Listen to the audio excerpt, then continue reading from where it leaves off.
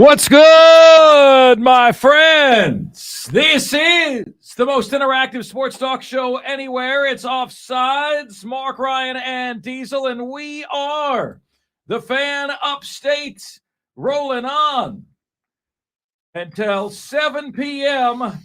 on this post 4th of July edition of the most interactive sports radio show anywhere. It's Offsides, Marc, Ryan, and Diesel, and we are the Fan Upstate.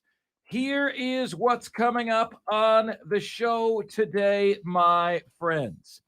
We are going to be asking you in the very next segment, what is your walk-up song? What is your walk-up song? Now, Diesel and I will be actually sharing ours with you on the air, and you will be immediately better for it. Okay, immediately better for it. We'll be sharing those. We'll take your walk-up songs. Diesel and I are going to give grades, letter grades, to each walk-up song idea that comes into the show today. We thought that would be fun. We'll go inside the numbers to identify true World Series contenders in Major League Baseball. We're going to begin our ACC and SEC team preview series today.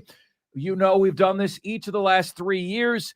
Every day, we have one expert on from each team in the ACC and the SEC to give you those team previews as we head into the 2023 campaign. Today is going to be a surprise. We've got the Upstate's favorite athlete bracket and a winner to crown. We're going to ask you in honor of the 4th of July, who is your American sports hero? Who is your American sports hero?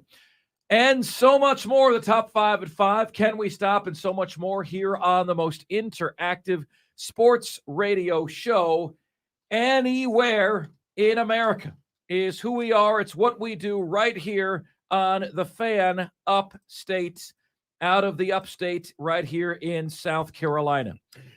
Folks, want to open with this. It's really interesting to me, all right? We are entering an unprecedented era of quarterback transfers, an unprecedented era.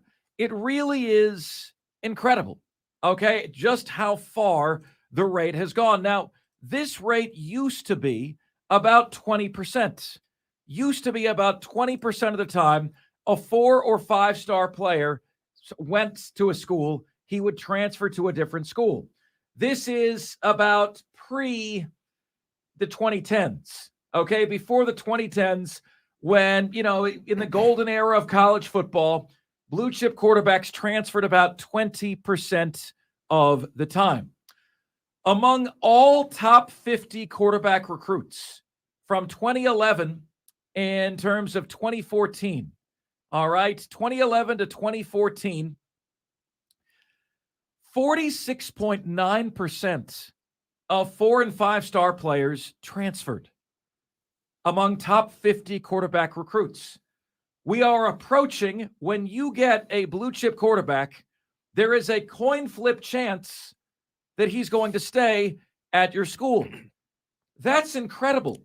And we wonder why the divorce rate is going on in this country, going up in this country. We wonder why people are unable to commit to relationships in this country. Because it's not only in college football that this is happening. This is also going on in the dating sphere. It's never been easier to get a date. It's never been harder to find a relationship. Why? Because everyone's convinced there's always something better out there. We are taught to look for a bigger, better deal in everything we do. Completely and totally. And everybody thinks there's something better out there. Well, I'm here to tell you guys something.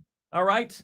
I have had the privilege to have a grass is greener kind of career. All right. Started by buying my own show in Orlando, Florida. Went on to the Florida Panhandle. Then bought my own show again in Atlanta. Then caught on with a big station in Atlanta. Then went from Atlanta to Tampa. Got to host with Booger McFarland, #1 afternoon drive show in Tampa. #1 any sports talk show in Tampa. Then went to a different Tampa sports station. Then went to Houston. Let me tell you, folks, when I say this, you know, this grass is always greener mantra is wrong.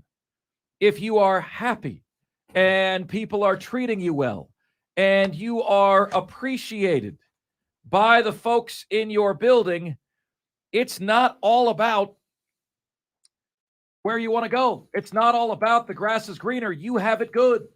I have hosted in big markets, and I can tell you from experience, the grass isn't always greener. In the big markets, there's a ton of ratings pressure. In the big markets, corporate pulls the plug faster than they do in other markets. All right? In the big markets, the pressure that is on the program director filters down to you, the hosts. In the big markets, your phone dings. Imagine working in this environment, ladies and gentlemen. Your phone dings in the middle of your show, and it's the program director saying, hey, I haven't heard any Houston Texans talk in the last half an hour. I haven't heard any Houston Texans talk in the last half an hour. Like, the program director will text you in the middle of your show and do that and say that. If you work in sales and are on the phone, that would be the equivalent of your boss texting you every half an hour, hey, I haven't heard you say the jingle in about half an hour. There's a time and place for that. There's a time and place for corrective measures, right? WNBC. Yeah, I haven't heard you say that. Haven't heard you say that. So the reality is, folks, I have learned, number one, that all that glitters isn't gold. And number two, don't try to out happy. All right? Don't try to exceed happiness. There's a reason our government calls it the pursuit of happiness. Why is that? Because happiness isn't guaranteed to any of us. All we can do is pursue happiness. We have the right to pursue happiness. And happiness is completely subjective. Completely subjective. Yet we are now in an era where quarterbacks left and right and everywhere in between, and players left and right and everywhere in between are entering the transfer portal. Clemson's best baseball player, Billy Amick, transfer portal. Why? Was he not beloved at Clemson? Certainly he was. Was he not recognized as the best player on the Clemson baseball team? Well, 1A or 1B on the Clemson baseball team, 100%. But he thinks the grass is greener. He thinks the financial grass is greener.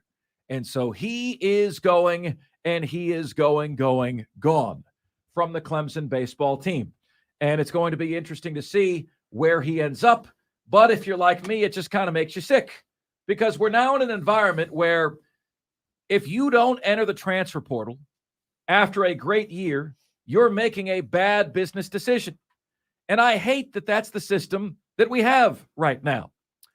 We're going to make a concerted effort. Diesel gets to your YouTube comments. I get to your text line comments. And we're going to make sure we're very active with you guys on Twitter as well. We want to see an increase in Twitter engagement here on the show. So when your tweets come in to us at the Fan Upstate, Diesel will see them. When your tweets come in to me at Marc Ryan on Air, MARC Ryan on Air, I will see them. We will get to them here on the show today. So, Diesel and I discuss how we want to post topics on the show. We discuss it. We go over, okay, what do we want to say in the tease? And Diesel, we'll have to discuss this one carefully, because the reality is that I've seen this time and time again, is that the fan bases throw sharp pointing objects at you whenever you say anything they don't like. And hey, look, which Clemson quarterback is going to transfer? Which Gamecock quarterback is going to transfer? Slow news day. What a bunch of losers. Why would you even make anything like this up? We will get those kind of messages. And I will divert those people back to the fact that 47% of 4- and 5-star quarterbacks transfer. So if you have 4 blue chip quarterbacks on your team, number one, consider yourself blessed. Number two, only 2 of them are going to still be there. All right. If you have 2 blue chip quarterbacks on your team, consider yourself blessed. Only one of them is still going to be there in time.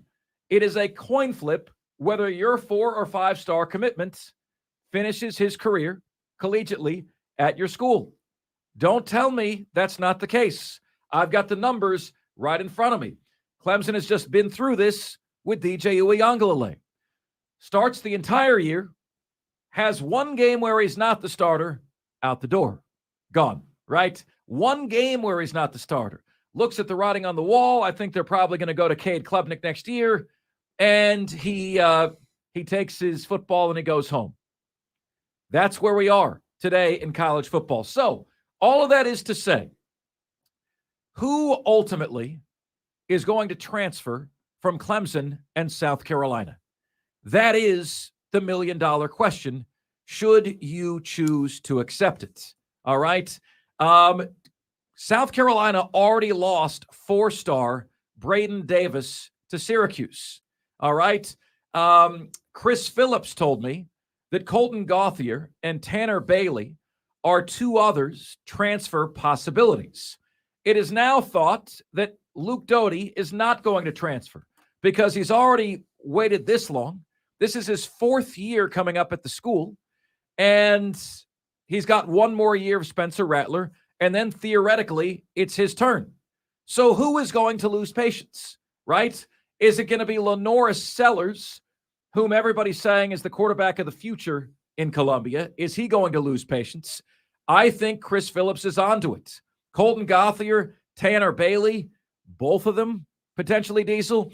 Spencer Rattler, Luke Doty, Colton Gauthier, Tanner Bailey, Lenoris Sellers. You watch that Garnet and Black spring game, and you were drooling, if you are a Gamecock fan, about Lenoris Sellers. Drooling. So my hunch is what's going to happen at South Carolina is Rattler starts this year, Doty starts next year, Lenoris Sellers starts in 2025. Maybe Lenoris Sellers starts next year.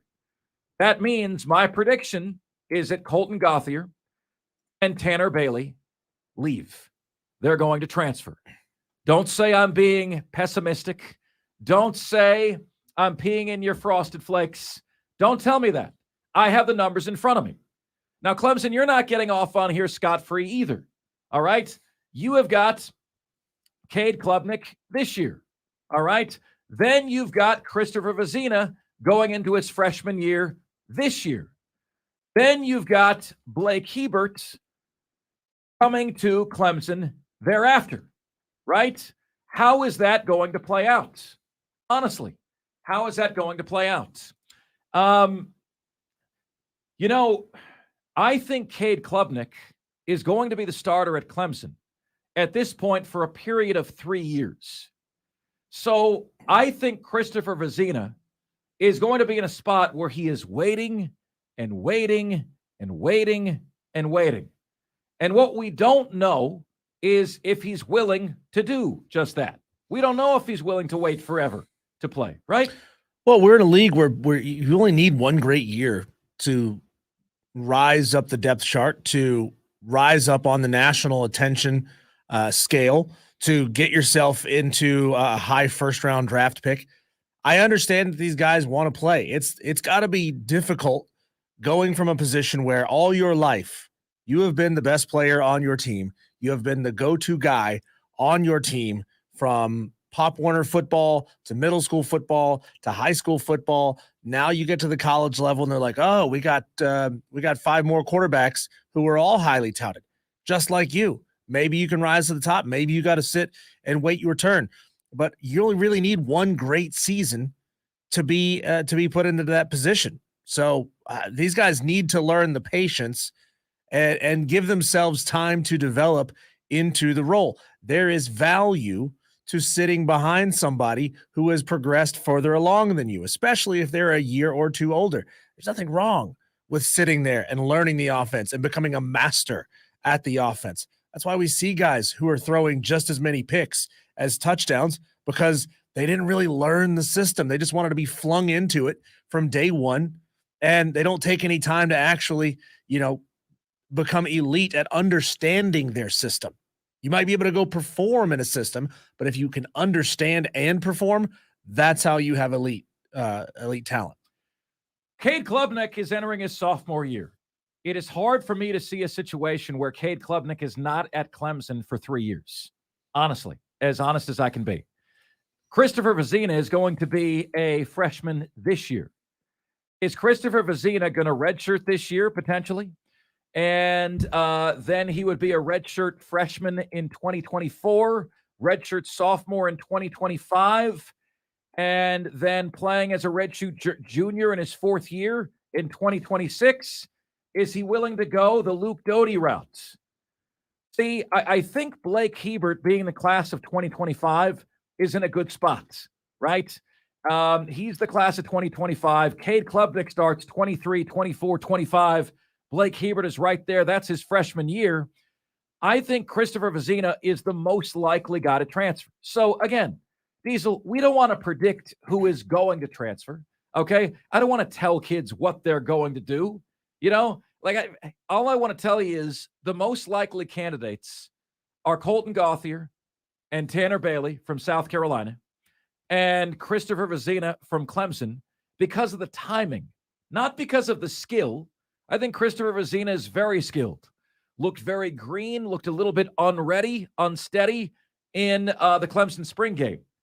But I think given the timing and given the fact that Cade is probably going to be the guy for 3 years at Clemson, I could see the transition going from Cade Klubnik to Blake Hebert and Christopher Vezina potentially getting lost in the shuffle.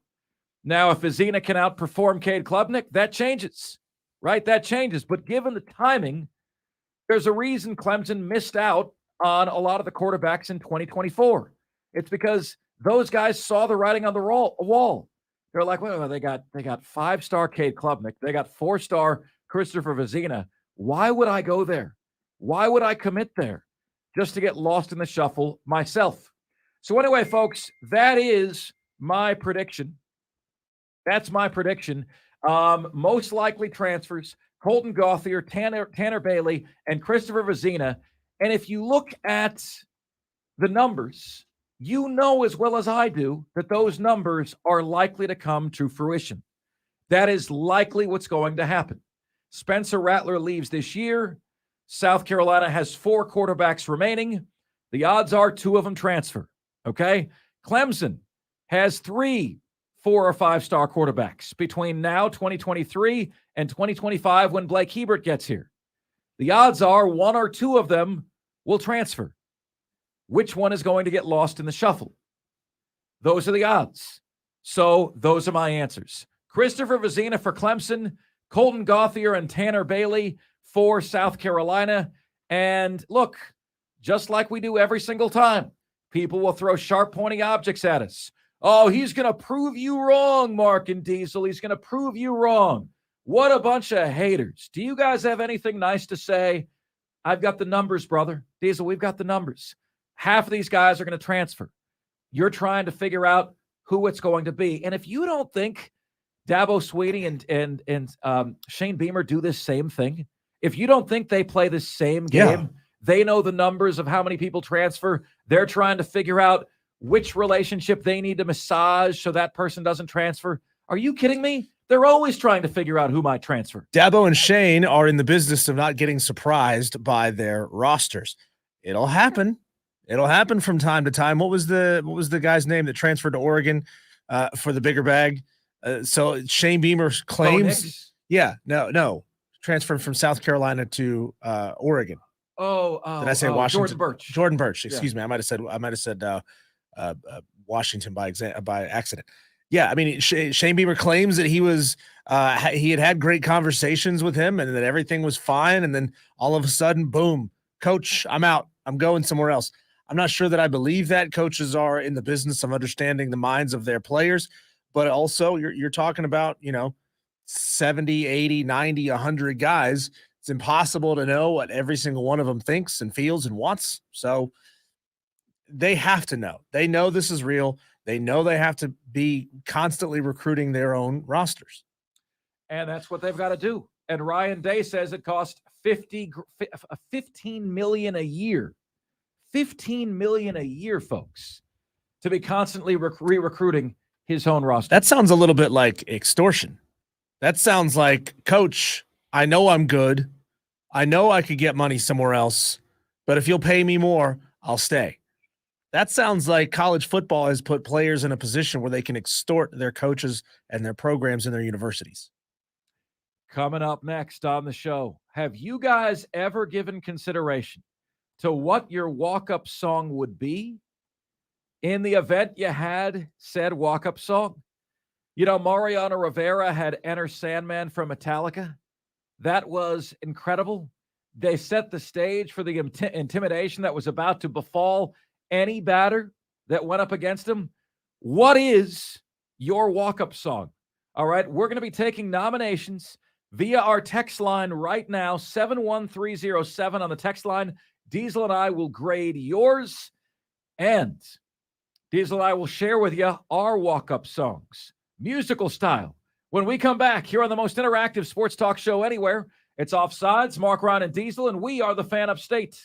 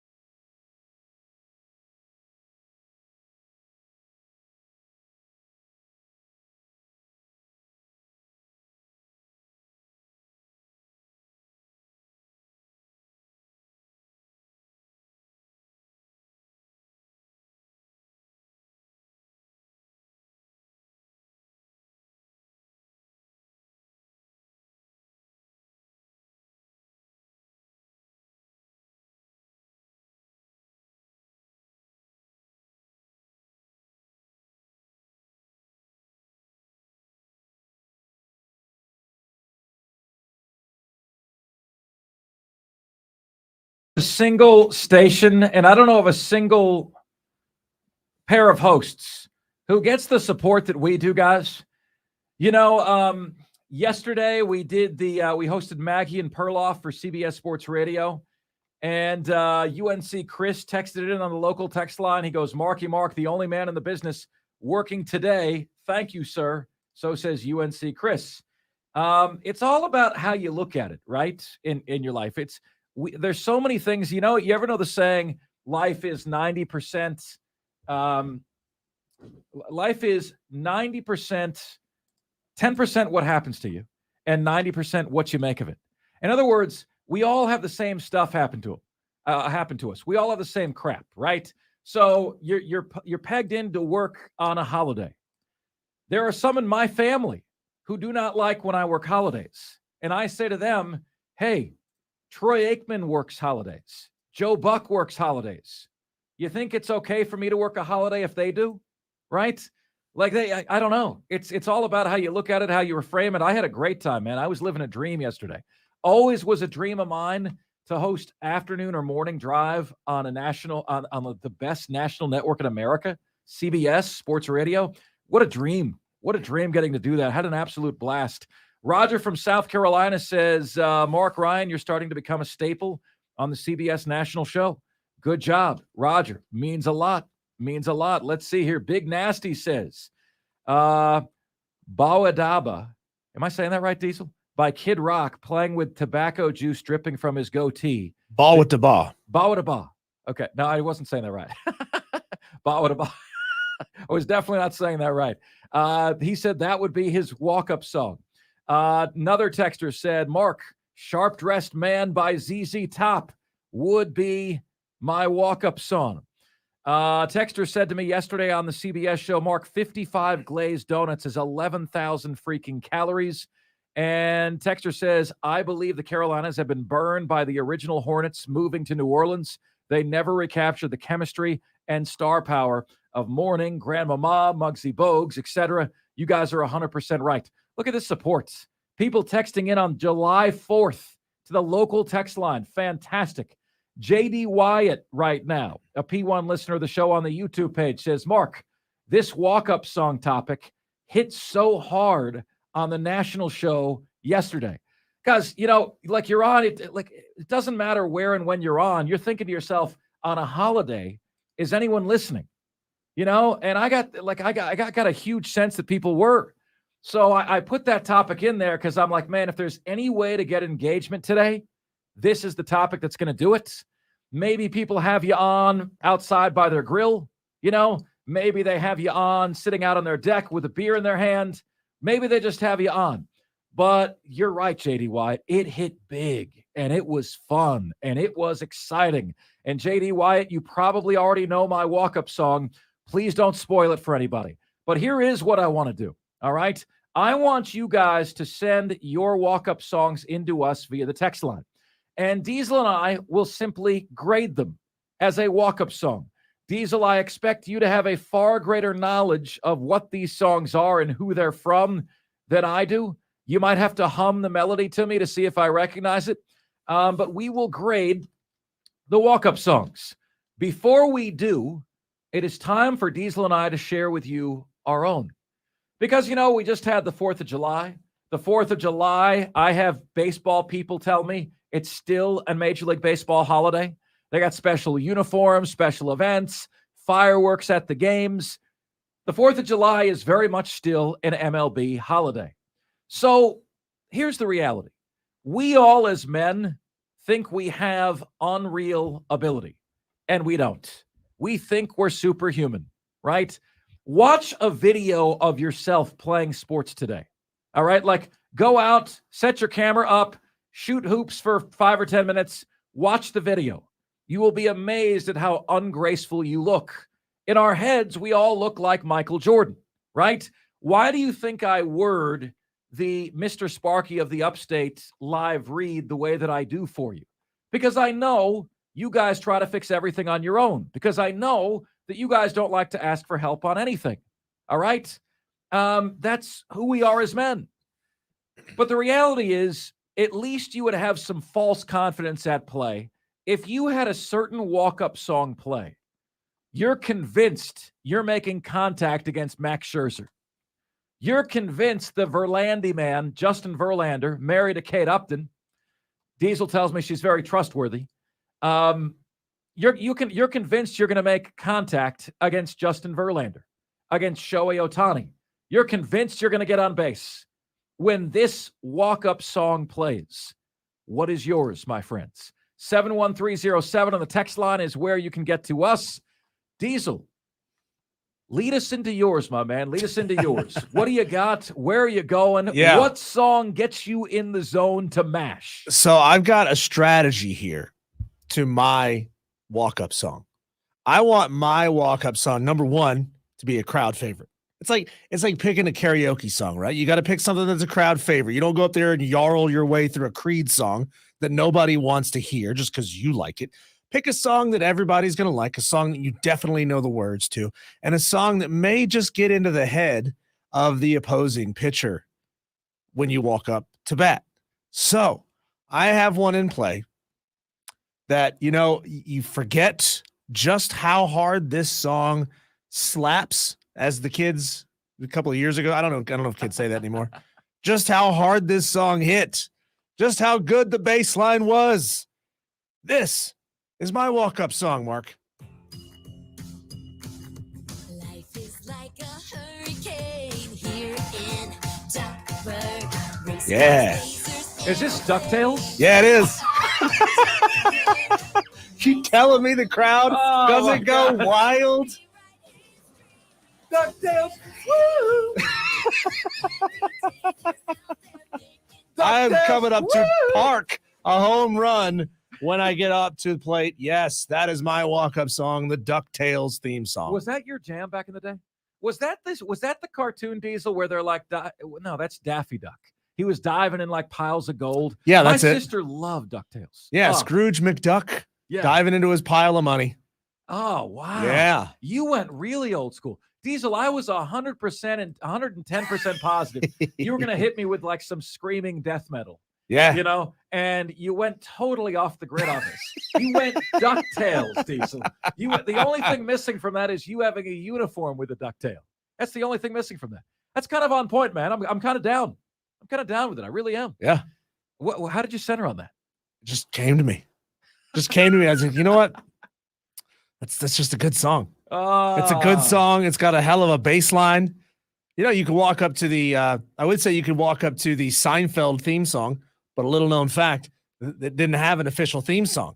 It had a structure for a theme song, but the musical artist would write a new theme song for every single show. Wow.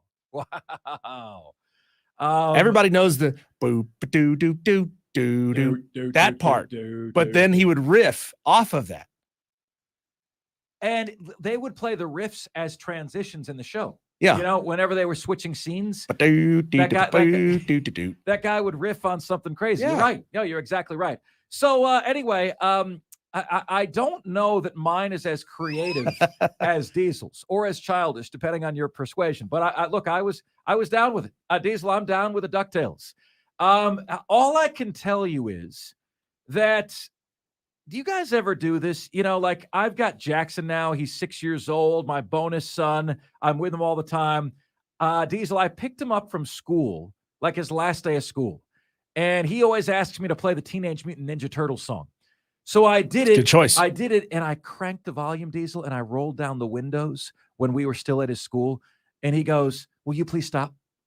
Seriously, will you please stop?" I will do this, Diesel. I will crank up the music so loud just to help myself get over embarrassment, and I'll roll up to a red light, in my 2017 Nissan Sentra. Let me tell you, folks, it's gangster.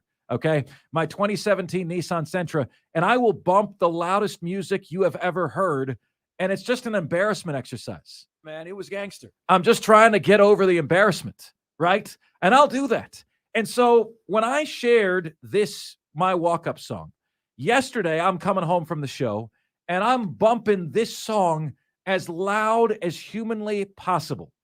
And when I got home, Diesel, I was convinced I'm going yard.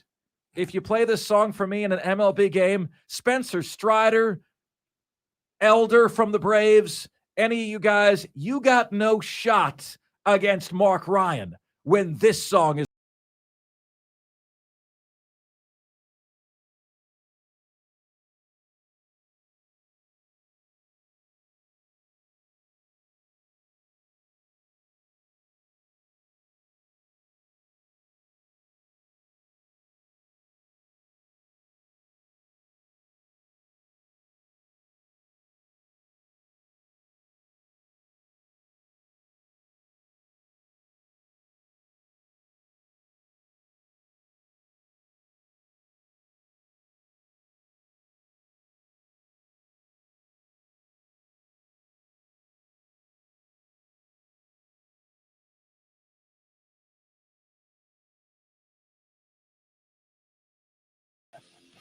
Yeah, I mean, like, you're getting a hit when that plays, right? You're absolutely getting a hit when that plays. Buffoonery.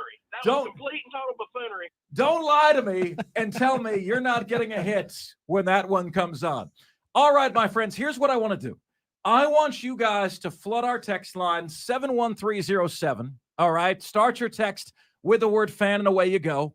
I want you to flood our text line with your walk-up song.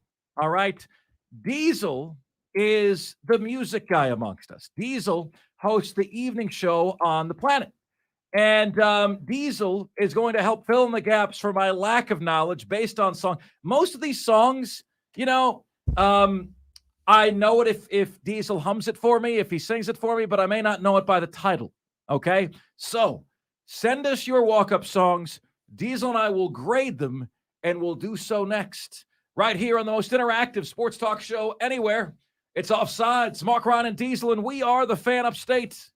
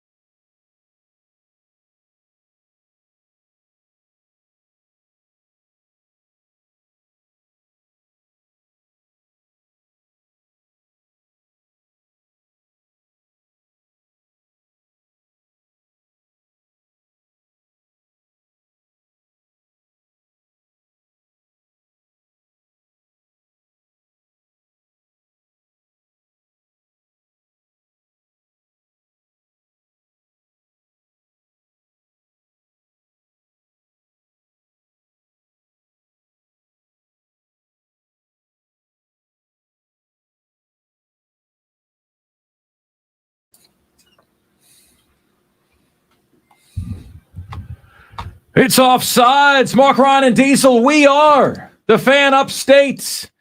Y'all do me a solid, if you would be so kind. Help us spread the word about our YouTube page. If all of you who are watching on the YouTube page right now could hit that little blue subscribe button, a little red subscribe button. This is not the little blue pill. Little blue subscribe button. We'd appreciate that very, very, very, very much. And Diesel and I were fantasizing. That's what we do. You know, we're nerds in sports radio. You guys fantasize about the opposite sex.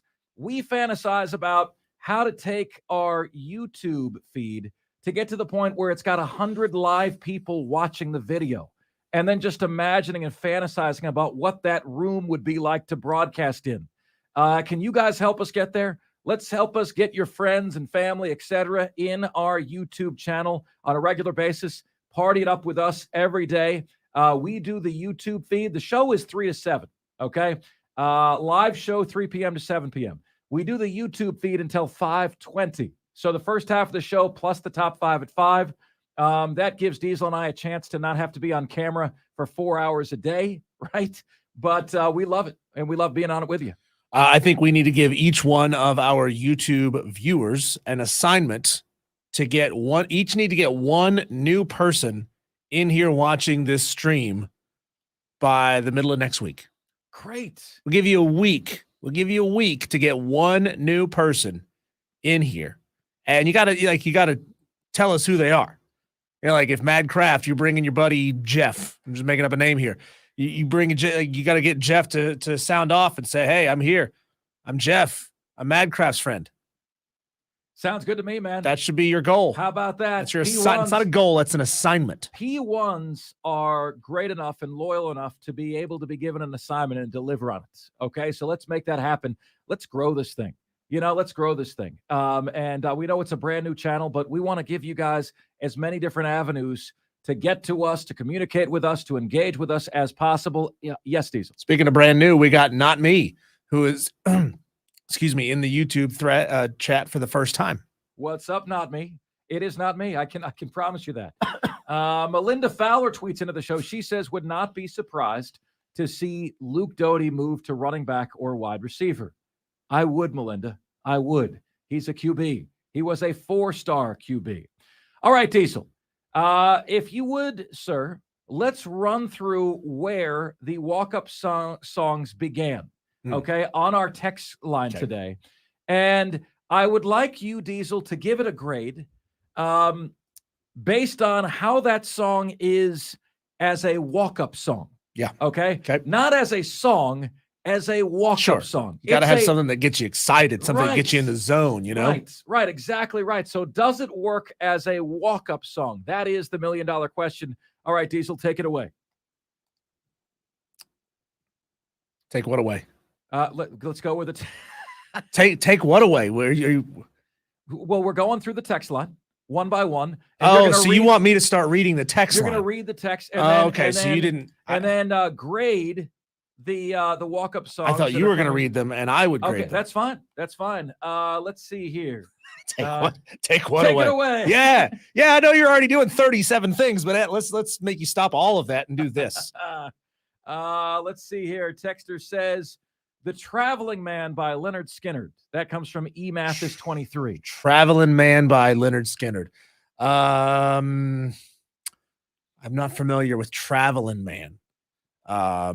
I think I know what song you're talking about. But I'm not positive. So we're going to have to look that one up in the break. We give you an incomplete. Incomplete, eMathis. Yeah, it's probably not a very good song and people don't know it off the top of their head. Ricky in Spartanburg chimes in with "Slaughtered" by Pantera off the Far Beyond Driven album. Hell yeah, Ricky. That one is an A-level walk-up song. A-level. Why? Because it's heavy. It's got a hell of a groove to it. You know, Dimebag Darrell, that dude was a riff factory. Yeah, his name was Dimebag Darrell. JD Wyatt says "Bodies" by Drowning Pool. That is an A- walk-up song. That's a good one. What is it missing? It's missing a little bit of mass appeal to it. It's going to be a little scary for some of the kids, JD. Really? Yeah. This is because there's like screamed metal vocals. I don't think any of you guys are beating bulls on parade, but you can die trying.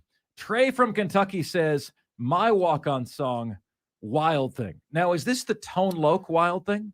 Yeah. Are you talking about the Tone Loc Wild Thing, or are you talking about the one that Ricky Vaughn walked up to in You make my heart sing. I would say that is a B- for unoriginality. It's still a good song, but it's not very original. It's been done before. It's famous from a movie.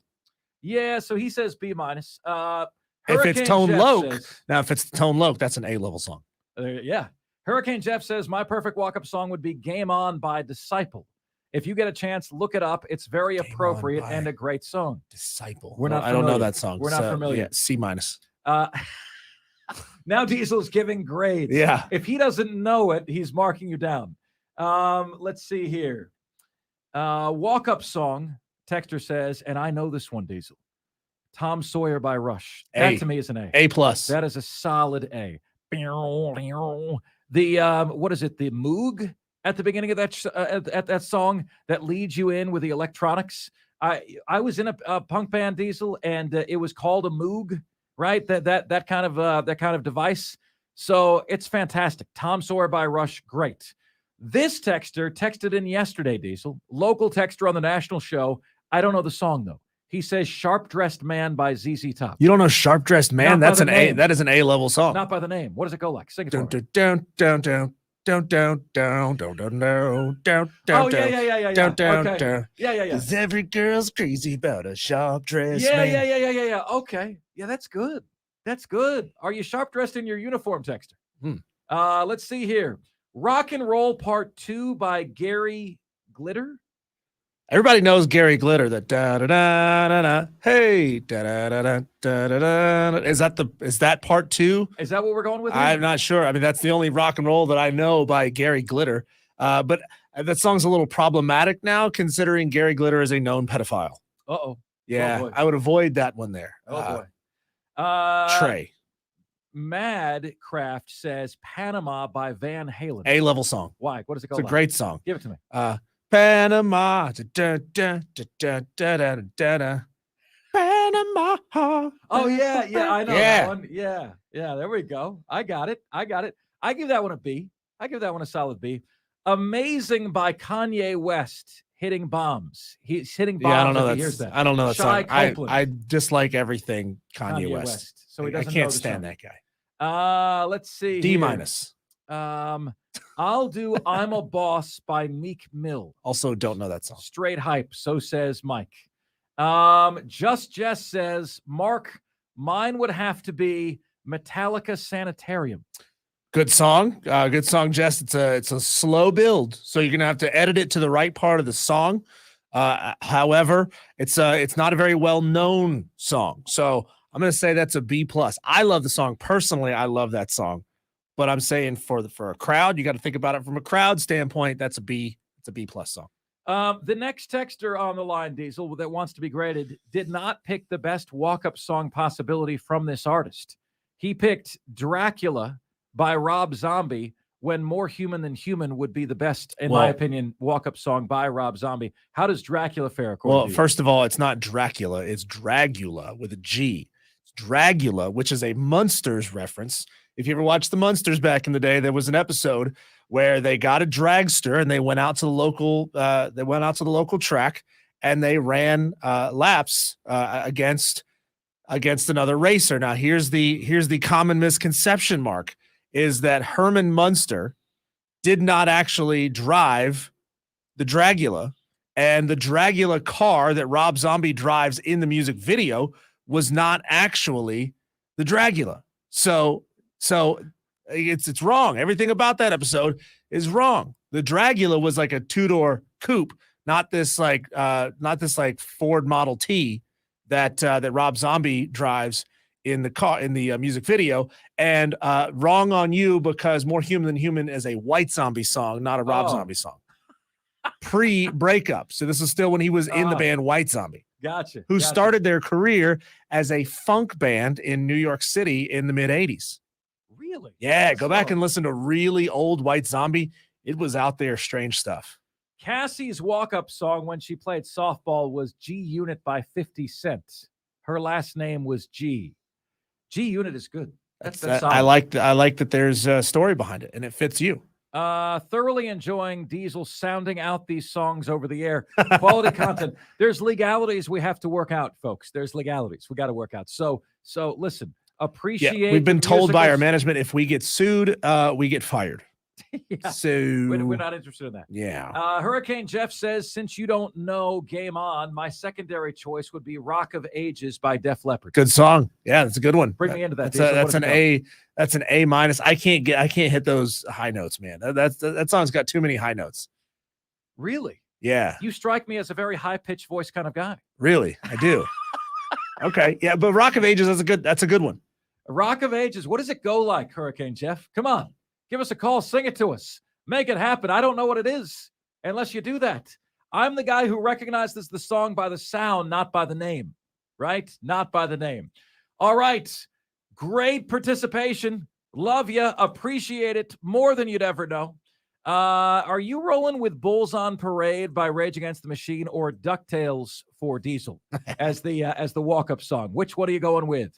My friends, our ACC and SEC team preview series begins in the very next segment with a surprise. That's next. This is the most interactive sports talk show anywhere. It's Offsides. Marc, Ryan, and Diesel, and we are the Fan Upstate.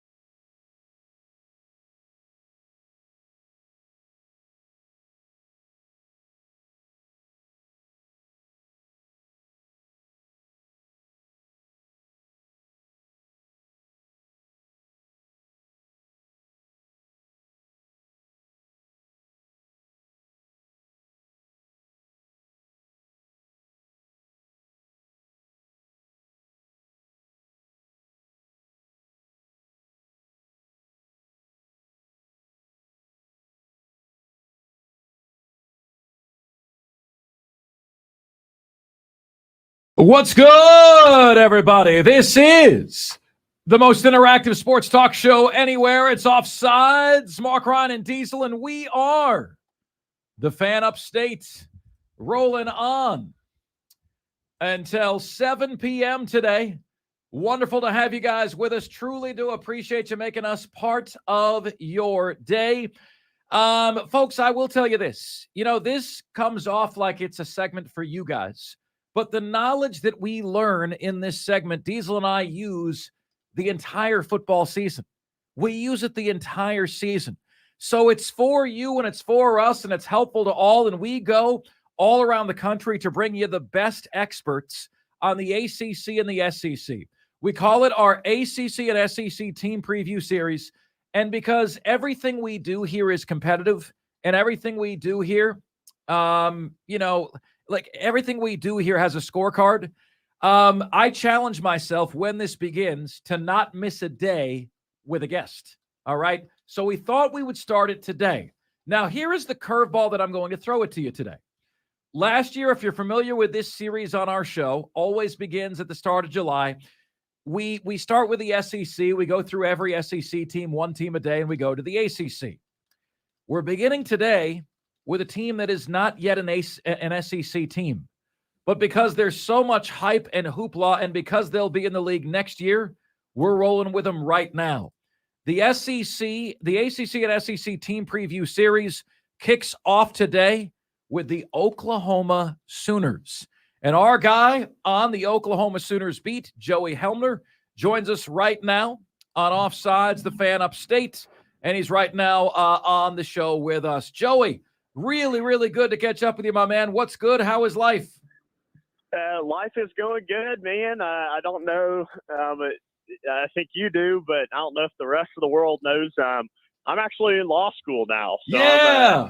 I'm kind of balancing a little bit of everything right now, but that's a lot of pressure. And I got to tell you, this is one of your guys' best segments, I think, when you go around the country and I kind of fill everyone in on everything that's going on. And, man, I had, just flipped my calendar to July the other day, and I was like, oh, my gosh, it's time for the media day season. So it's crazy how fast that process goes. And obviously you hit the off season and then the second signing period, and then you got spring ball, a little break, and now here we are, and everything's starting up again. So obviously a very exciting time of year. Joey, are you at least going into a fun side of the law, something you can enjoy and not be mired in the muck and the madness for years to come? I'm actually loving it right now. So I'll kind of spill the beans a little bit for everyone. I'm wanting to go into the agency business, and so that's obviously closely related to a lot of what I've been doing in my career so far. And lo and behold, the first class I get to take on is contracts. And so it's been pretty exciting. It's intense, and it's a summer class, so it's very condensed. But pretty exciting, and learning all about it right now, guys. So Joey, when you say the agency business, are you talking like ad agency or a sports agent? So I would like to be a sports agent. Nice. Nicole Lynn is Jalen Hurts' agent. Obviously, he just signed that monster deal. So she graduated from OU as well, and so that's my plan, is to kind of embark upon that, and we'll see what else happens along the way. I'll tell you what, Joey, I want you to hold up the goldfish Jerry Maguire style and say, who's coming with me? Okay. I want to see that happen. I want to happen for you. And I'll be sure not to steal your thunder at all in this interview so I don't get sued for that. Okay. If I'm doing anything like Joey Maguire is doing it, and Joey's got to be like Joey, right? So if I'm doing anything like that guy is, though, I'm doing it right. And I can't stress enough. I don't know if we talked about this last year, but just how big of a hire that is and is going to be for Texas Tech. He's ready-made, and clearly that's the case, and has that program in good shape right now. Those renovations, by the way, down there are fantastic. Joey Helmer joining us. Let's talk some Oklahoma, Joey. And look, not an SEC team yet. Year 2 for Brent Venables, a guy who is beloved in these parts of this part of the country. My claim to fame, Joey, is that I beat Brent Venables in Pop-A-Shot basketball. Lost to Diesel, my producer here, but did beat Brent Venables. What is the feeling about Brent after a year 1 that finished 6-7? The projections for next year seem to be good. Is the overall feeling from Sooner Nation positive? First off, congratulations on beating Brent Venables and Pop-A-Shot. That's something that's near and dear to me because for a while at my house, I actually had a Pop-A-Shot out back on the porch. So nice. That's good stuff. And as far as to Venables in year 2, I mean, they're going to have to do it this year, guys. Last year was incredibly disappointing, and there's no other way around it. And so you look at the schedule, and I think it came out today that Oklahoma is favored in all but one game. And so that record that they had last year, even if you're sitting at the 8-1 mark, that's not going to be enough. That's not good. The natives will be restless around here. And then you project to the future, and this is a program that has to have a good season because you're going into the SEC next year. And that schedule came out, and you look, and gosh, it's absolutely a brutal schedule for a first-time run in the SEC. And so it's a huge year. There's no doubt about it. Joey Helmer joining us on the show. So as you mentioned it, the brutal schedule going from Big 12 to SEC, the home slate for the Sooners next year features Alabama, South Carolina, and Tennessee. 2 of the 3 of those games will be very challenging. Just kidding, South Carolina fans. The away schedule is at Auburn. No telling what Auburn's going to be at that point. At LSU is going to be tough. At Missouri is manageable. At Ole Miss is challenging. Neutral site game against Texas. You're right. And so I want to kind of go big picture on you. I was on a Oklahoma Sooners message board saying, guys, is it like folks were saying, Joey, is this really what we want, to lose more games and win fewer conference championships? Yet that's the reality for my alma mater, Florida, for the school you cover, Joey, Oklahoma. Is this a positive thing to be basically NFL light and to basically, to have a guarantee that you're going to lose about 3 games every single year at minimum? Well, I about threw up in my mouth yesterday when I saw something that was tweeted on the 4th of July that it was from a Texas Twitter poster, and that I don't know if you guys stumbled upon this or not, but it had a picture of the Twin Towers, and like some OU and Texas people were going back and forth, and the Texas poster said, this is the last time that OU won a national championship. And it had a picture of the Twin Towers on July 4th. And so, that made me sick to my stomach. But, in saying all that, it's like it has been a really long time since Oklahoma has won a national championship. And so,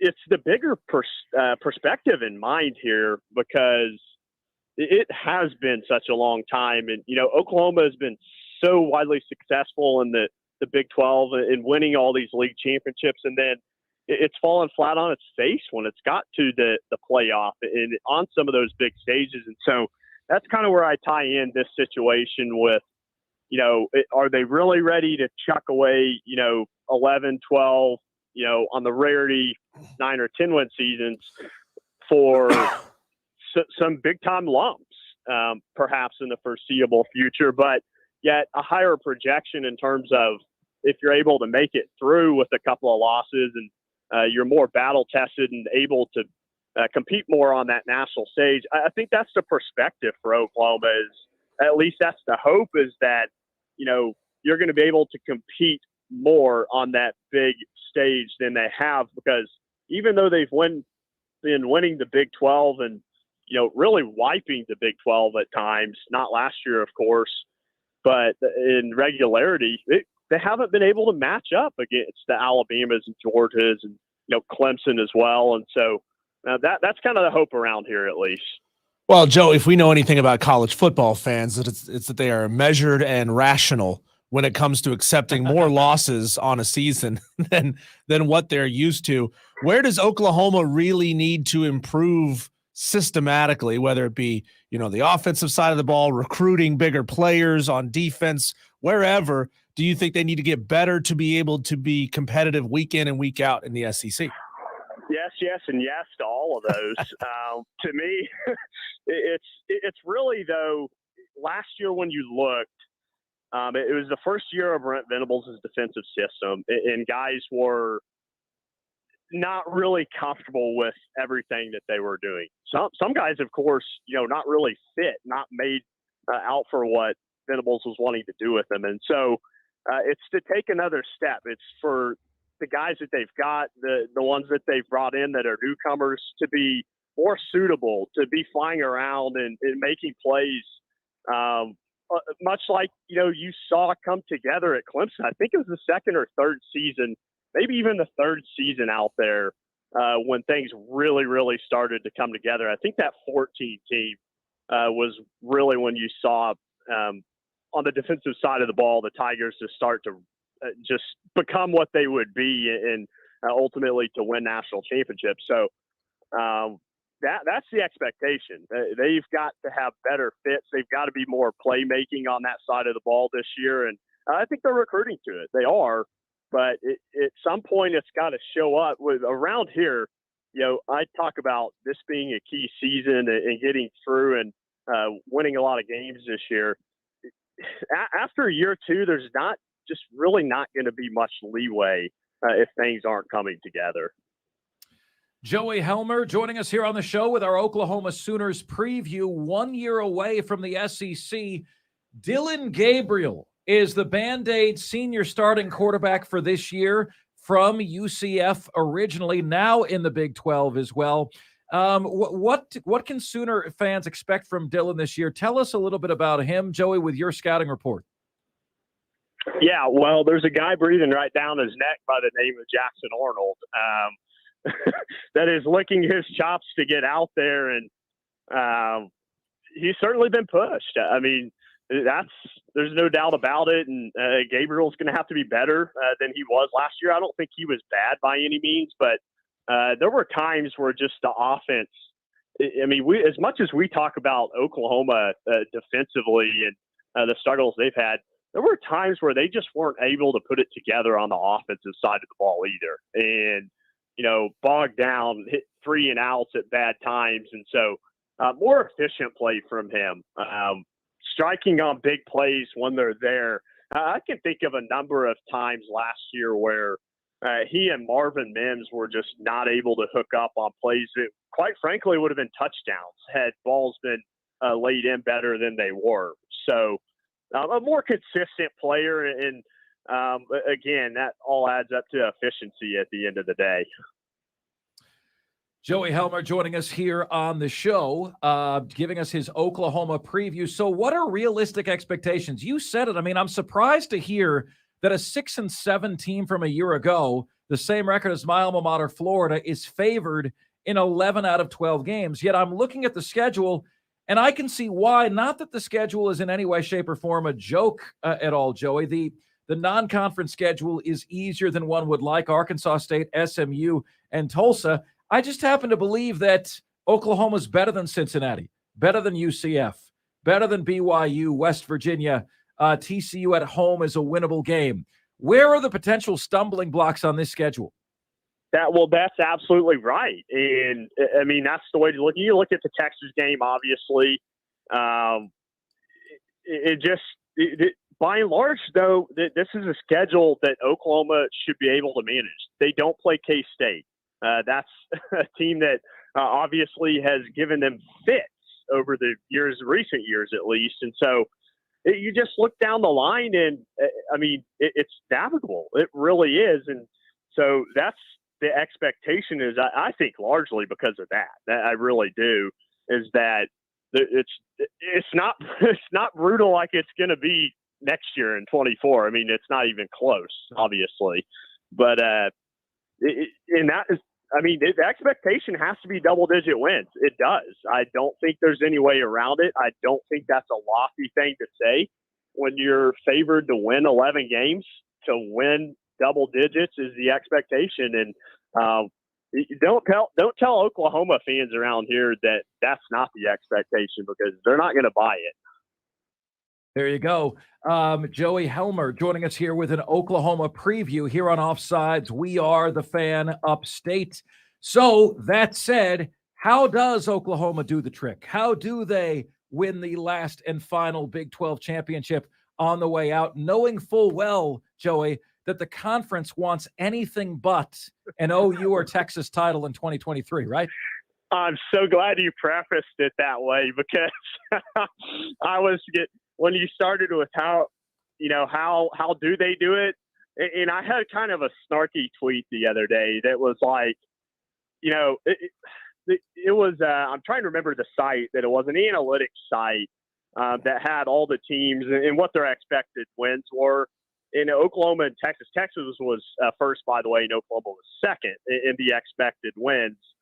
And I tweeted something to the effect of, what this analytics does not tell you is the Big 12 officiating and how that's going to go and how that's going to affect things. So clearly the league not only would like to see, one of them out, but both of them not in Arlington at the end of the season. Yeah. But take care of business. I mean, you're favored in all these games but one, and there's a reason for that. I think it was interesting to see today that only Ethan Downs is on the Big 12, all Big 12 preseason team for Oklahoma. Kansas had 4 guys, by the way. So I think maybe people are sleeping a little bit on Danny Stutzman, who I thought had a fantastic year last year. We talk about the defense. He's a guy who can even take it to another level. So a better play on that side of the ball. And then we talked about the efficiency offensively. If they're able to do that, then this is a schedule that they should be able to navigate through. So is that to say, Joey, that you would define success in 2023 as making it to the Big 12 championship game? Is success only winning the Big 12 championship game? My magazine, the Athlon College Football Preview magazine, has Oklahoma as the 16th best team in America, slightly behind Texas, but second best overall in the Big 12. It's hard for me to say anything less than a Big 12 championship this year would be viewed as a success by Sooner Nation. Agree or disagree? Because that's Oklahoma football. I mean, you look and see all the conference championships that they have, and obviously the playoff appearances, even though they have failed there in that regard so far. Yeah, I mean, that's the expectation every season, and I think anything less than Arlington would certainly be disappointing, and I would tend to agree with you. I think anything less than a Big 12 championship in this league, given this schedule for Oklahoma, to me, I think it is Oklahoma and Texas. I mean, I really do, but we'll see with what's happened in the league recently, and obviously with K-State last year beating TCU down there. So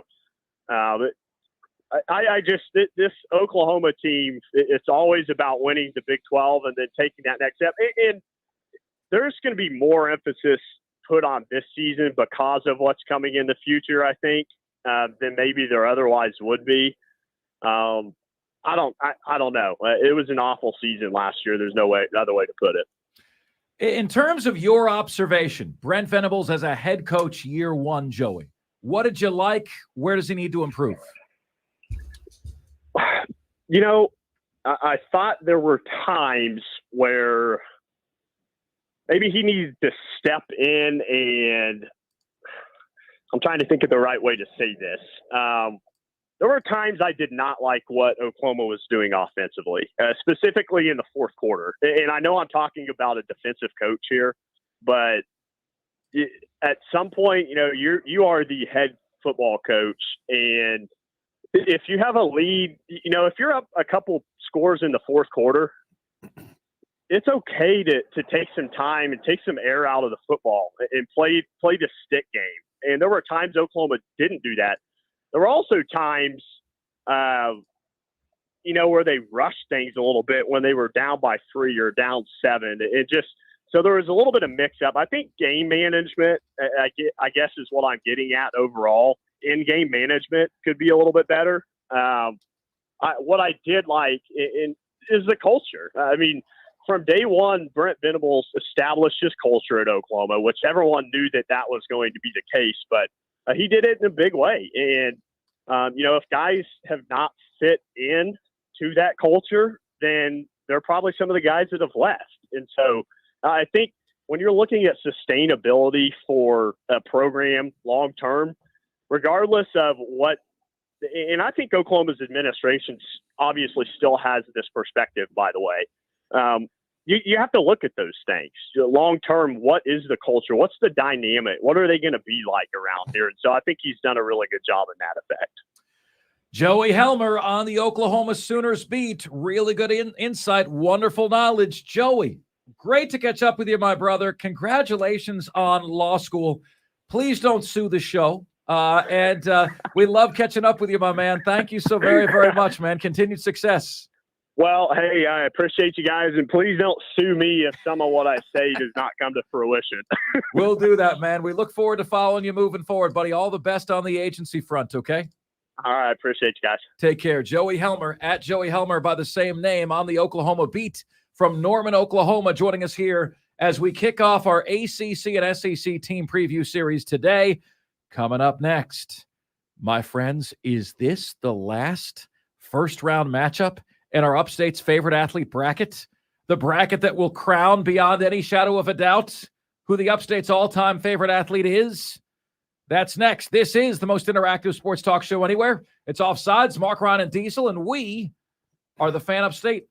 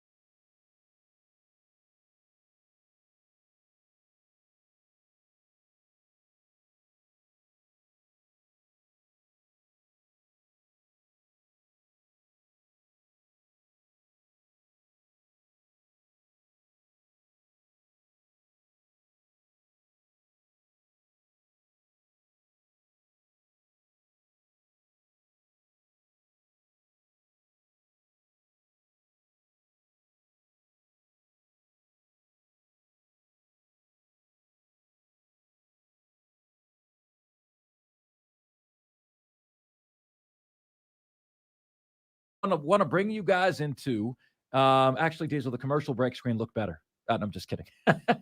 Want to bring you guys into our Upstate's favorite athlete bracket. All right. We are down to the final first round matchup. We began with a bracket of 32 athletes from the Upstates. These athletes were born here, or they grew up here, or they played high school sports here. All right. They're from the Upstate originally. That was the criteria. We are down to the very, very last matchup of round one.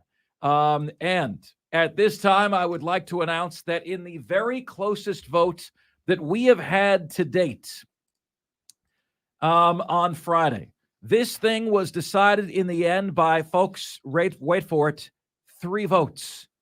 3 votes. The matchup was Robert Brooks against Al Rosen. Came down to 3 votes. Al Rosen won by 3 votes. It was unbelievable. Via the text line on Monday, Robert Brooks won by 1 vote. When we combined Facebook and Twitter, it was a total of 4 votes, I believe. So 3 votes difference, 3 or 4 votes. Al Rosen is your winner. He moves on in the Upstate's favorite player brackets. All right, the all-time favorite athlete in the Upstate. And Al Rosen will take on Betsy Rawls in the next round. So before we bring you into today's final matchup, know that today's matchup winner is going to be a sacrificial lamb, maybe, we'll see, for Marcus Lattimore in the next round. That's who they get in the next round. Marcus Lattimore beat Armonte Edwards. Other Sweet 16 matchups we're going to see. Jim Rice against Stanley Morgan out of the GOATS region. In the Hall of Fame region, we're going to get Shoeless Joe Jackson against Pistol Pete Maravich. Yeah, you're damn right they're all from right here in the Upstate. How's that for a Sweet 16 matchup? We're going to have Michael Roth against DeAndre Hopkins. All right. Then we're going to have Kevin Garnett against Stephen Davis. We're going to have David Pearson against Stephen Wonderboy Thompson. Those are out of the MVP region. And then out of the Rushmore region, it's going to be Betsy Rawls against Al Rosen and George Webster against Debo Samuel. Heading towards, my friends, the Sweet 16 with but 1 matchup to go. 1 matchup to go. Are you guys ready? The final matchup of the first round, the Upstate's favorite athlete bracket. Here you go. The GOATS region. It is. As soon as these words leave my mouth, you can get your votes in. Best way to do that, 71307 on the text line. That's the number that you text to. Have the word fan be the first word of your text. So you're going to open your phone, put in 71307. When the text screen opens, you're going to write fan and then your vote for who you're voting to advance to the Sweet 16. Without further ado, my friends, we present to you today's complete and final matchup, which can be voted on right now. It is, out of the GOATS region, number 4 seed Sam Weish against number 5 seed Larry Nance. Sam Weish against Larry Nance. Voting is open for you, effective immediately as of this moment. 71307, start your text with the word fan, then hit us with Sam Weish or Larry Nance. Now, Sam Weish is the 4 seed in this region. He was born in Pickens, South Carolina. Passed away in 2020. Rest in peace, Sam, at the age of 74, also in Pickens, South Carolina. He went to and played football at Furman University, got his master's of business administration at the University of South Carolina. So not only is this guy from Pickens, passed away in Pickens, owned the Upstate, lived in the Upstate, he also went to Furman, played for Furman, and got a master's from the University of South Carolina. He, of course, As a player, played for the Cincinnati Bengals, the Washington Redskins, the Detroit Lions, the St. Louis Cardinals was a football team in 1976, and the Buffalo Bills. As a coach, was an assistant coach for the Gamecocks in 1967, was the head coach at Indiana in 1983, was the head coach for the Cincinnati Bengals in 1984 to 1991, where you will remember a clip of Sam Weish yelling at fans in Cincinnati for throwing objects on the field. When he took the mic, he said, "What are you guys doing? You don't live in Cleveland, you live in Cincinnati," right? You might remember that clip from way back in the day. That was the number one Sam Weish clips. You don't live in Cleveland, you live in Cincinnati. Awesome, right? Also, coach of my NFL team, the Tampa Bay Buccaneers, from 1992 to 1995, was the Pickens High School quarterbacks coach in 2002 and 2003, and was the Pickens offensive coordinator all the way up through 2019 for Pickens High School, the late, great Sam Weish. All right, my friends. He was also an assistant coach on the Super Bowl champion of Super Bowl 16. Sam Weish is your vote. He goes up against Larry Nance, the NBA baller, the absolute and total NBA baller. Larry Nance was a 3-time NBA All-Star, all right, out of McDuffie High School in Anderson, South Carolina. Went to Clemson, where he played for 4 years. Was the number 20 overall pick in the NBA draft. Was the NBA slam dunk champion in 1984.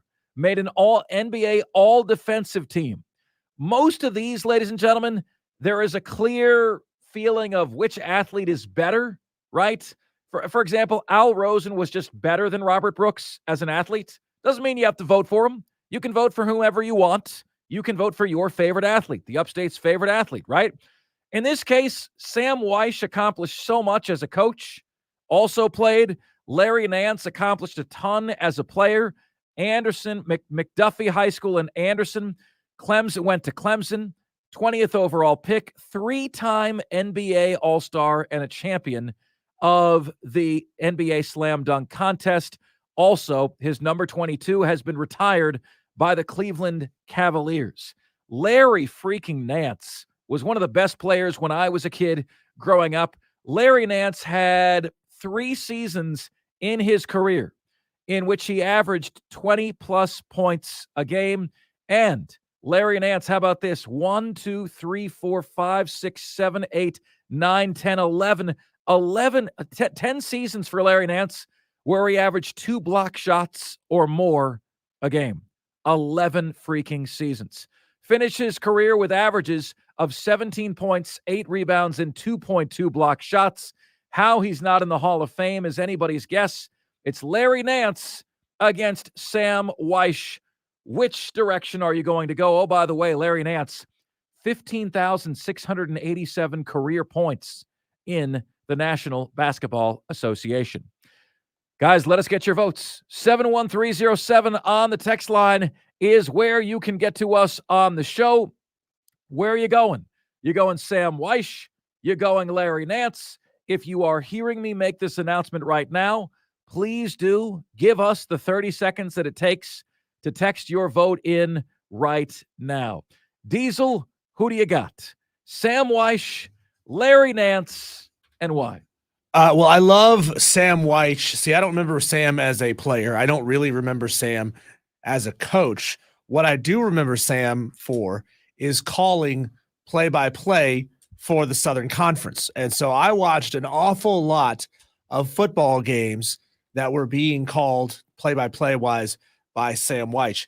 Now, when you compare him to Larry Nance, Larry, 3-time All-Star, 1984 Slam Dunk champion, that guy I think has the better resume because Sam, as a head coach, was only 87 and 109. He had a losing record as a head coach. It doesn't mean he wasn't a good head coach. It just means he had a losing record as a head coach. He was a Super Bowl championship coach as an assistant, but he's a favorite son of the area.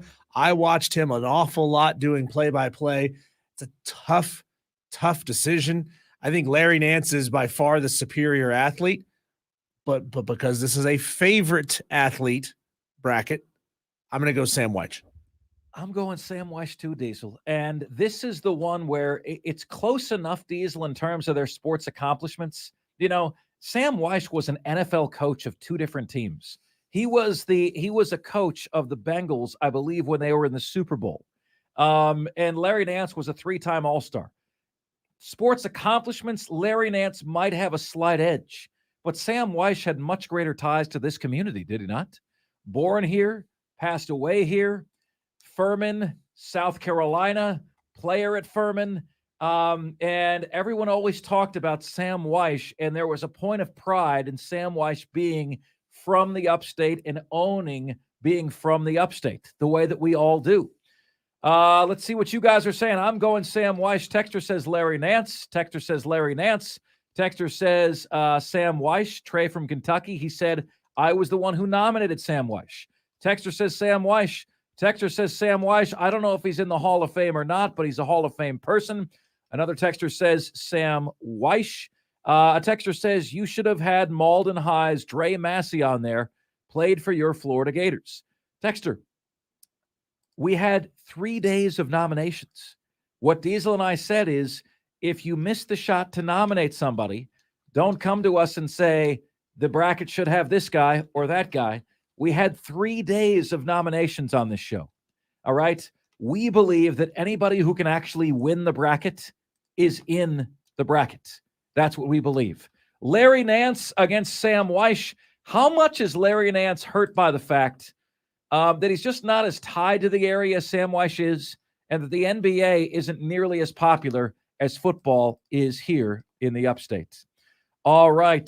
Texter says, hey, but we're gaining new listeners. They may not have listened at that point. Just saying, look, we always welcome new listeners. And I'm not scolding you, Texter. I'm not. Just please know that when we have nomination days, those are for you guys to nominate the upstate's best athletes or favorite athletes. And we can't go back retroactively and add a guy after the fact when somebody may have missed the nomination days, right? Well, that's exactly what I was going to say. I mean, you know, look, you can name a name of an athlete who is from here, but what was the athlete's name that he said? Dre Massey. Never heard of him. That's why he can't win this thing. I literally never heard of this guy. I may have heard of him. I'm not saying that he's not important to you, Texter. I'm not saying that he might not have been a good athlete, but he wasn't nominated. You know, you would think that more people than you would know who he was to want to nominate the guy. Right. I would agree with that. All right, my friends, your votes are welcome. Your votes are encouraged. The text line is the best place to get those in, but we'll also have the voting up on Facebook and on Twitter at the Fan Upstate on both. Offsides continues right after this.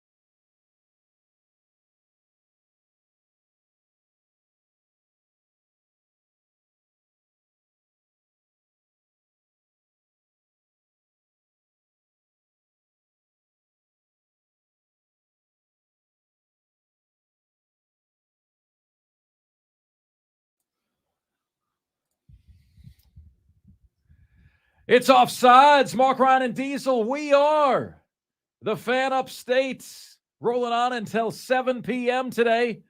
Truly do appreciate you making us part of your day each and every day. All right, so we asked you guys earlier today for your walk-up songs. What would be your walk-up songs? And because of legality, we can't play all of them. We played mine. We played Diesel's, right?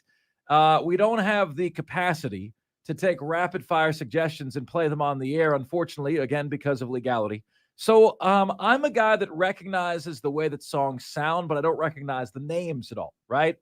And so we were having Diesel hum along to some of the names. Oh, yeah, I recognize that song. We're giving grades to the walk-up songs, right? Grades to them.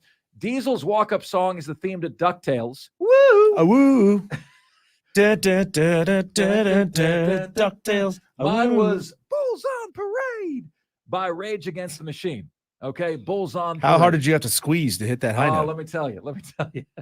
I squeezed out something, Diesel. I certainly did. All right, so we've got Hurricane Jeff on, who I'm told wants to hum his walk-up song to us. Hurricane Jeff, great P1 listener that you are. Great to see you, bud. Welcome to the show. Hope you and yours had a happy 4th. Thanks.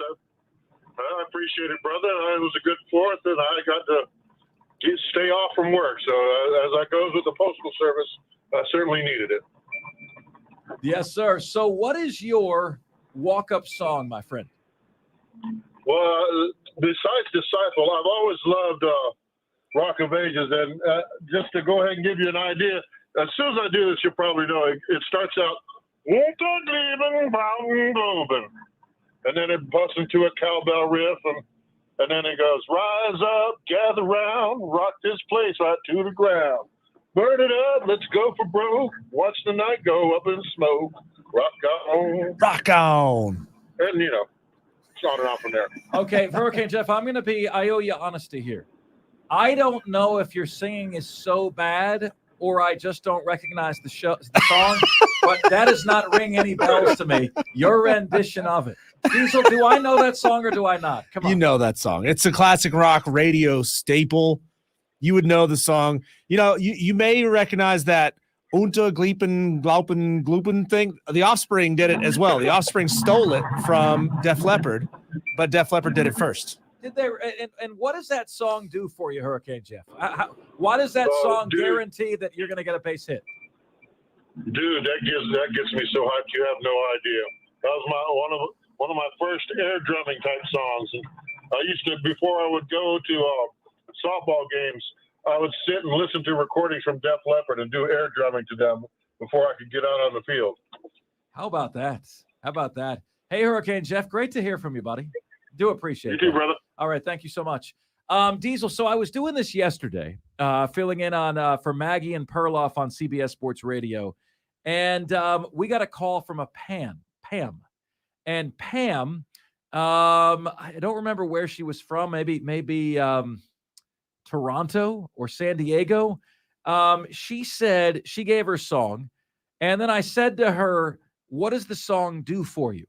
And she goes, this song gets me hot. Ooh. It gets me hot. And Did she sound hot? I froze, Diesel. We do believe that you can tell with 90% accuracy from a woman's voice if she's hot. Do you guys agree with that, by the way?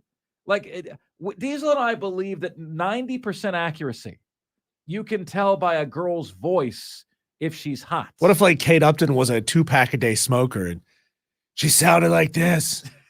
She walks into the house. Justin, how did you pitch today? Oh, God. So anyway, Diesel, imagine my discomfort. I'm on the air, and I literally said on the air, I said, as a married man, I have no idea how to respond to this information, that she's hot, that this song makes her hot and bothered, right? How do you respond to that as a married man? But anyway, it was funny. It was great. Got a ton of response here today. Let's see here on the YouTube page. Jaybird says his walk-up song is Welcome to the Jungle. Make sure you get those to us on our text line as well. It's 71307, starting your text with the word fan, and away you go. And make sure you guys get your votes in for the final matchup of our Upstate's favorite athlete bracket. It is 4-seed Sam Weish, 5-seed Larry Nance. Make your voices heard. And we'll be back with the top 5 at 5 right after this. We are the Fan Upstate.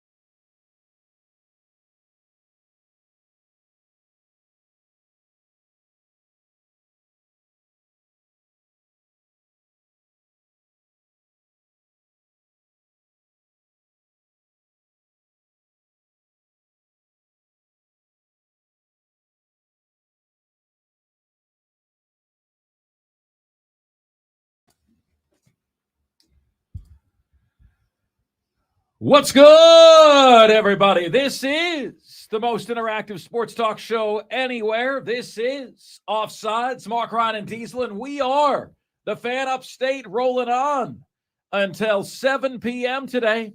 You guys got a ton of choices out there. Truly do appreciate you making us part of your afternoon. Means the world to us, man. It really, really does. Agree or disagree, love or hate, we value that you are here. It is time, my friends, for us to do that jam. We call it the Top 5 at 5, the top 5 biggest sports stories of the day, the top 5 topics we're discussing. Ladies and gentlemen of the Upstate, Offsiders, the Top 5 at 5 starts right now. And now, the Top 5 at 5. And 5, 4, 3, 2, 1. Hit it! This guy drives me crazy. 5. At number 5. He's at number 5 is number 6. Here's what I mean by that. Armoni Weaver is number 6 on our Fan Upstate's list of the top 10 high school players in our area for the 2023 season. Our very own Rob Jones put together his list of the 10 best high school football players in the area for this coming season. Number 6, Burns' own Armoni Weaver. He is a 4-star recruit in the 2025 class. He's a 5'10", 170-pound defensive back, wide receiver, kick returner. Just call him Charles Woodson, man. He is a very versatile player. He is incredibly athletic. Saw some highlight reels of him catching the ball with one hand. He is as explosive as TNT. He's already gotten offers from Power 5 schools, Boston College, Duke, Maryland, as well as others. Coastal Carolina is also on that list. As we said, plays for Burns football, a huge part of what they want to do here in 2023. Burns' top weapon on the offensive side of the ball, despite the fact that when he moves to the next level, he projects to be more of a defensive back. Armoni Weaver is number 6 on the Upstate's best football players for 2023. Armoni, congratulations from all of us here at the Fan Upstate. Congratulations to the Burns football Rebels as well. Next up. 4. Folks, this is crazy to me, man. There are 8 Atlanta Braves All-Stars. 8. All right? 8. I could try to name all of them. I'd probably get 6 or 7 of the 8 just off the top of my head without looking at a list. But the reality is, folks, this is one of the craziest stats I've ever heard. The 8 Braves All-Stars are making a combined $83.2 million this year. In a sport where the best players make $40 to $50 million a year, the 8 Braves All-Stars are making on average $10 million a season. All right. Now, to put that into further knock your socks off, how about this? The Mets are paying Max Scherzer and Justin Verlander $86 million to be 8 games under 500. The Braves are paying their 8 All-Stars $83 million, less than 2 pitchers from the New York Mets that play every 5 days. They play once every 5 days. How about that? Is that not one of the craziest stats you've ever heard in your life? I had on Matt Snyder, baseball writer for CBS Sports, yesterday on the show. And I said to him, how are the Braves able to get all these players for under market value? And he said, Mark, that's a fantastic question. Part of it is just that these guys are willing to take the guarantee. They're willing to take life-changing money as opposed to waiting for market value. But I said, well, why isn't everyone else doing that? Why isn't everyone else taking advantage of that? And he didn't have an explanation, right? The Atlanta Braves have 8 All-Stars making a combined $83 million. That's insane. That is the best business that is being done at the major league level. I do want to know how they're keeping these guys convinced that this is a good idea. Are they making it up on the back end by saying we're going to do absolutely everything we can to get you millions of dollars in endorsements? So it's like, we're not paying you, but you're still making that same kind of money. Like the organization, rather than the agent or the organization working with the agent, are out there finding them more money-making opportunities on the back end. So like, you're not really making $10 million a year. You're making like $18, $19 million a year because we worked our butts off to get you endorsements. Yeah, Diesel, I don't think that's it. Here's what I think it is, honestly. When you draft a player, you have them under your control for a period of time. Sure. Now, a couple of years before that player becomes a free agent, he's extension eligible. So the player has a decision to make. Okay, I'm going to be worth $30 million a year on the open market, or that's going to be in 2 years. Do I want to roll the dice and hope that I don't get in a car accident or have a major injury? Or do I want to take the Braves 8 years, $100 million offer right now? And I can go into that money right now. Sure. And it kind of goes back to, Diesel, what John Rahm said about why he wasn't leaving for the Live Tour. He said, I'm making $16 million a year. How does my life change at all if I go from 16 to 60 million a year? My life doesn't change at all going. I'd sure like to find out. Right? You see what I'm saying? Yeah. Right. So that's the decision for these guys. They're going to go from a 6-figure paycheck to 8 years, $100 million. And because they don't want to take the risk, they take the deal. And that's what's going on with the Braves. It is unheard of, man. Just the value that the Braves are getting on all these All-Stars. Our friend Ayatollah of Rock and Rolla. Speaking of which, Ayatollah, thank you so much for that Clemson flag that's behind Mark's left shoulder. Oops, there. He is loving watching the Mets implosion. Absolutely loving it. Doesn't feel bad for them at all. Next up. 3. So, predictably, Diesel, we called it. We call the uproar before the uproar happens. We said we're going to do a topic to start the show today, and people are going to be in an uproar about it. And they shouldn't be, because the numbers say that 47% of blue-chip quarterback commitments do not finish their college careers at the same school they started at. Roughly half, a coin flip chance that the players that start their college careers at said school finish it at said school. And so you and I just played the game, Diesel. Which guys are going to finish at the school that they started among those that are currently at Clemson or South Carolina? And you might imagine folks don't like you doing that. Folks don't like you predicting who is going to leave their school. I don't much care for what people like. I care for being honest and accurate. The Gamecocks have 5 quarterbacks on their roster right now. 5. All right. And realize when you do that math, you're going to be left with a situation that 2 or 3 of those guys are going to leave. Right now, the list is Spencer Rattler, Luke Doty, Colton Gauthier, Tanner Bailey, and Lenore Sellers. Spencer Rattler's here for this year, gone after this year. Luke Doty, Colton Gauthier, Tanner Bailey, Lenore Sellers. Ton of hope and excitement for Lenore Sellers. I don't see Lenore's transferring. I don't see it. Luke Doty has already kind of, honestly, he's kind of shot his shot that the Gamecocks are going to be his team. So I'm looking at Colton Gauthier and Tanner Bailey transferring in the next 365 days. On the Clemson side of things, look, you got Cade Klubnik, who's a sophomore. I think he's going to be there the remaining 3 years. I think he's the favorite to be the starter for the next 3 years. What does that mean for Christopher Vezina? Is Christopher Vezina going to have 3 years worth of patience? Clemson's 2025 commit that was heard right here on Offsides, Blake Hebert, he's in a good place in terms of the timeline, right?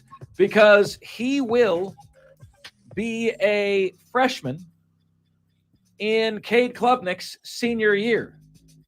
So again, play the odds, right? Play the odds. Which Clemson quarterback is most likely to transfer? Because of timing, I would say it's Christopher Vezina, okay? Because of the depth chart, I think it's Colton Gauthier and Tanner Bailey for the Gamecocks. People hate when we do stuff like this. Predicting when Dabo and Shane Beamer's tenures are going to end, how they're going to end, predicting who's going to leave. Folks, the numbers say 47% of these guys leave. So don't shoot the messenger when we play that game. 47. The actual math says 47% leave. John Edward Kruger says 0% are going to leave. Okay. Listen, waiter, I'll have one of what he's having. John Edward Kruger's got the good stuff. Why would anyone leave South Carolina ever? Oh, I don't know. Ask Marshawn Lloyd, Jordan Birch. Ask any number of guys. Playing time, money. Yeah. Ask any number of guys. Lots of reasons. Next up, 2. at number 2 today, the final matchup in our Upstate's favorite athlete bracket first round. After today, we will have pared it down from 32 to the Sweet 16. Sweet 16 athletes, one of whom will eventually be crowned this month as the Upstate's favorite athlete of all time. Today's matchup, which region is it in, Diesel?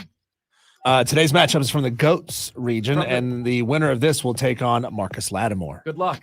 It's number 4 seed Sam Weish against number 5 seed Larry Nance. Larry Nance went to McDuffie High School in Anderson, South Carolina, played at Clemson for 4 years, was a first-round pick in 1981, 20th overall, averaged for his career 17.1 points, 8 rebounds, 2.2 blocks a game, 3-time NBA All-Star, NBA All-Defensive First Team once, won the NBA Slam Dunk Contest. His number 22 is retired by the Cleveland Cavaliers. Probably very underseeded by me at number 5. Okay, not my best seeding job. But he goes up against Sam Weish, born in the Upstate, died in the Upstate, owned the Upstate. Everyone talks about the character of Sam Weish. One of my biggest regrets is in my first year here, I didn't have him on the show. He was an offensive coordinator for Pickens High School. I should have had him on the show my first year here. I didn't. Swing and a miss by me, right? Played college football at Furman, got his master's degree at South Carolina, was a head coach for the Bengals, took him to the Super Bowl, and coached my favorite NFL team, the Tampa Bay Buccaneers. We've got Larry Nance. We've got Sam Weish. We need your votes. If you're listening right now, please get your vote in. 71307 is the text line. Start your text with the word fan, then give us Larry Nance or Sam Weish for your vote. We'd love to have them come in right now. And finally, 1. at number 1, had a lot of fun with this today, my friends. Diesel, can we get a little redo of our walk-up songs? Could we lower our music here today? Diesel and I are asking you guys, what would your walk-up song be? If it like that song that fills you with confidence, jacks you up to the point that you're guaranteed to get a hit against anybody. Shohei Ohtani's pitching to you, you're getting a base hit. Max Scherzer, Justin Verlander, Spencer Strider, you're getting a hit off these guys if this song is playing. What would your walk-up song be? We're then inviting you to text those songs into us, and Diesel will grade them on the air as walk-up songs. Diesel and I played our walk-up songs for you today. Here is Diesel's. Here is my walk-up song. Here is my walk-up song, ladies and gentlemen. No further questions, Your Honor.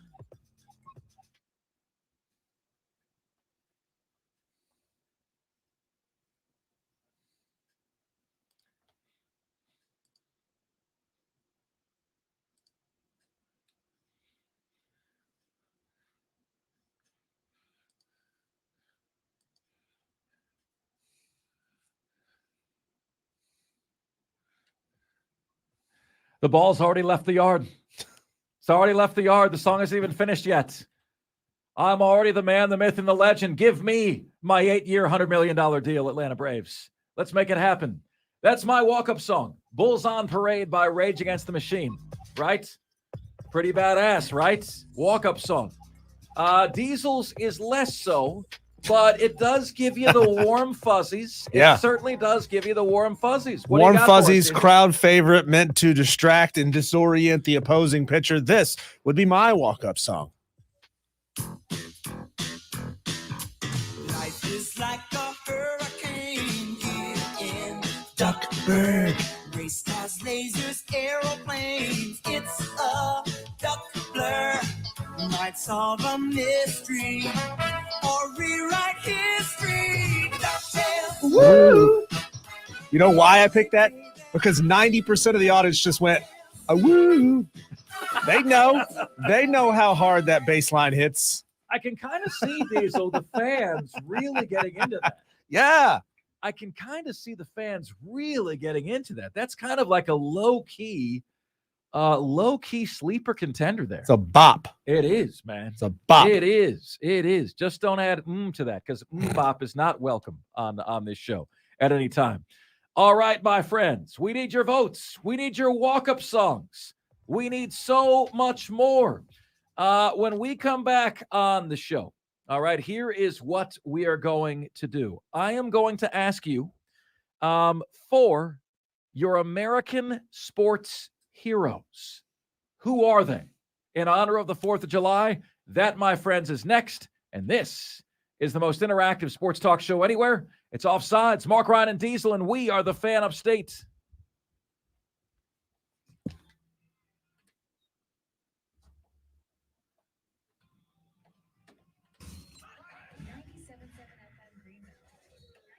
Guys, it was real. Yeah. Thank Good you. time today. Thank you so much to every single one of you. Guys, this was awesome. Thank you so much for filling us up with, we had more people, concurrent viewers than we've ever had today. This is a blast. We want this place to be like a great party for you guys where, we all kind of chat together back and forth. The show content is hopping. You guys are popping in here. It's awesome. I'm loving what we're seeing. Yep. Here. Please remember your assignment as P1 listeners over the next week. Add somebody to the chat room, right? Bring somebody new to the chat room. Get them to subscribe. Bring them in here with you. We'll have a blast each and every day. Yeah, we had a few names come in today. Carl Wyatt, we had a chance to meet you the other night at that listener barbecue. Yes. Thank you for joining in. Jay Bird, you're new. Brian Pettit, you're new. John Edward Kruger. We haven't seen you in probably about a week or so, but hey, thanks for jumping back in. We want you in here every single day. And always know that we're always just ripping on each other for fun, okay? It is never, ever, ever personal. We're all just ripping on each other for fun. Ayatollah of Rock and Rolla, how was your road trip, man? Make sure you hit us up. Tomorrow and let us know what your road trip is all about. You were on your way out when you stopped in and gave us this massive banner. It was a 1902 SIAA championship banner that would have taken up the entire wall. So we had to fold it down till we had the Clemson Tiger Paw in the background.